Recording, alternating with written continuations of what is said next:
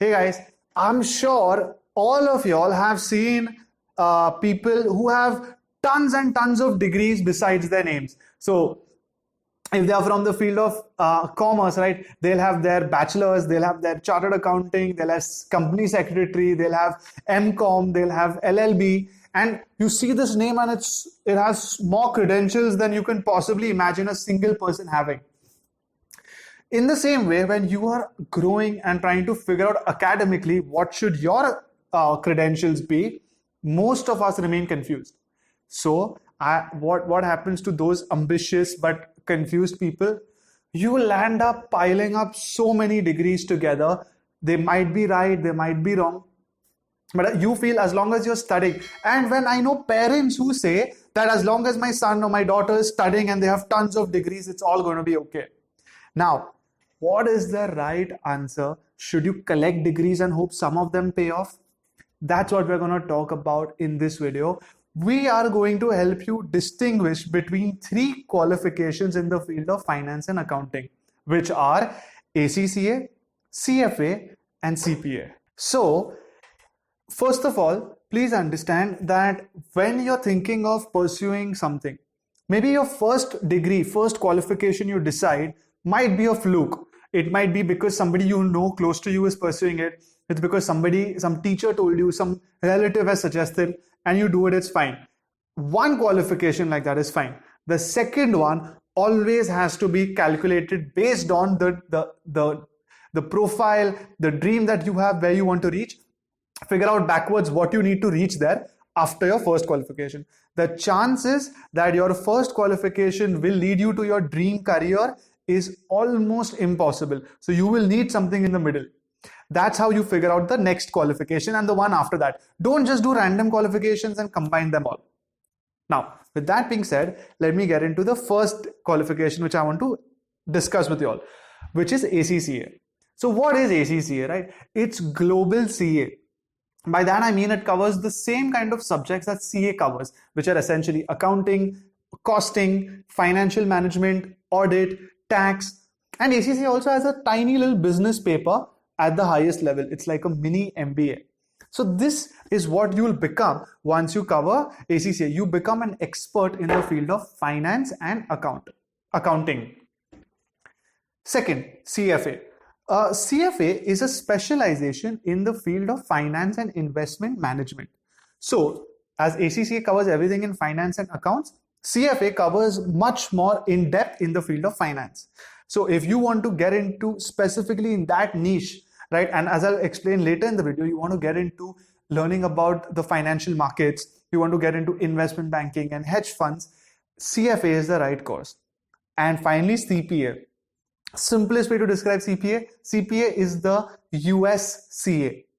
How we have Indian CAs here, CPA is the US CA. So again, CPAs cover the same thing that ACCAs or CAs cover, right? So guys, before I get into the details of each of the 3 courses, please do subscribe.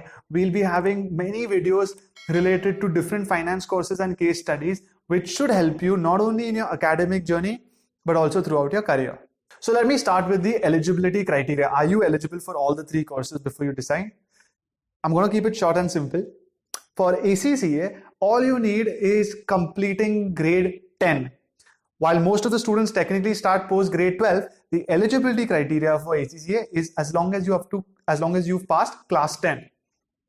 Coming to CFA, you need to be in your final year of graduation. That's it. So you can start studying actually in your second to last year of graduation for CFA level 1. And coming to CPA, for CPA, you need 12 plus 4 years of academics completed, which means if you are a commerce student, you have to complete your BCom and then at least complete 1 year of MCom before you're eligible. And if you're into engineering, for example, you can finish your engineering, which is 4 years of graduation, and start CPA. So now that you know which courses you're eligible for, the most common thing that you might want to know is what is the exam structure like? How do I give these exams? So for ACCA, the exam structure is split essentially into 13 exams, 1-3, split into 3 levels: the knowledge, skill, and professional. You give these exams one at a time or multiple, and you will be done with the entire qualification. Coming to CFA. CFA, the exam structure is split into 3 levels: level 1, level 2, and level 3. All the 3 levels have 10 subjects, the same 10 subjects across, and only difference between the 3 levels is that the weightages of each subject are different. So some subjects are tested more in level 1, less in level 2, and least in level 3, and vice versa. And when it comes to CPA, CPA has only 4 exams. That's it. You give these 4 exams, you can give them within a span of 18 months. I mean, that's the max. So you can either give it all at once or you spread it across, and that's it. You're complete. You would have completed US CPA. When it comes to the passing rate for all the 3, right, they're actually quite similar, especially when you compare it to our Indian CA. Indian CA, of course, everybody knows now it's come close to 10%, but for the longest time, it used to be in single digits. Unlike a CA, whether you take ACCA, CFA, or CPA, all 3 of them, the passing rate ranges between 40 to 50% on an average, which means out of 10 students who give the exam, 4 to 5 clear each of these. That should give you an indication that clearing these papers doesn't necessarily make it easy, but it means that each of these courses are quite flexible in nature, giving you the ability to clear them more easily than some of the other qualifications you might have known about. Now, a lot of people care about the duration and the time it takes to complete any of the qualifications before helping them make a decision. So, keeping it simple, ACC will take anywhere between 2 to 3 years if you start from scratch. ACCA, as you'll see eventually, gives you exemptions based on your academic background, which means if you have certain exemptions in ACCA, let's say level 1 of ACCA, you don't have to complete because you're exempted. Automatically, the duration from 2 to 3 years will start reducing. So on an average, to complete ACCA from start to end is 3 years, but based on exemptions, you can reduce it. The fastest you can complete ACCA is literally 18 months. Now, that's with respect to ACCA. Coming to CFA. CFA, again, similarly to ACCA, takes on an average 2 to 3 years. From 2021, the exams of CFA have become quarterly versus half-yearly in the past. This gives you a chance to complete CFA quicker than what it would have taken in the past. That being said, still we've seen that the average of the average duration for CFA for students is between 2 to 3 years. Lastly, coming to CPA, like I said, CPA, the max you do have to complete is around 18 months, but you can finish it anywhere between 6 months to 1 year as well. And now the scope of all of these 3 courses across India and the world. So just before I get into the scope, guys, we've already made a detailed video on ACCA and CFA where we've described their opportunities in India as well as internationally in detail. So if you'd like to know about any of these, please check out the videos. That being said, for ACCA, the scope in India has been increasing drastically over the last few years. So ACCAs in India are being hired in many of these multinationals such as the Big Four, KPMG, Deloitte, PwC, EY, companies such as Grant Thornton, BDO. All these companies do hire ACCAs at similar packages to that of CAs. When it comes to international opportunities for ACCA, being recognized across the world, having a job portal called ACCAcareers.com, ACCA actually has ensured that there are listings of job vacancies from different cities in the world. So if you want to go to London, you go on this portal, search for the job opportunities in London, you'll get a list. You can literally apply sitting at home right now. That's the scope of ACCA. The kind of profiles that students get into after ACCA would be more from the advisory side. So there is accounting advisory, there is risk advisory, there is evaluations and mergers and acquisitions. A lot of in-depth options that you guys have. You can get into auditing as well. So there is statutory audit. One of the upcoming fields is forensic audit. I have people who've completed ACCA hired in each and every one of these designations in India.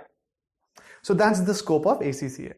Now, when it comes to CFA, CFA is an extremely popular course in India as well as globally.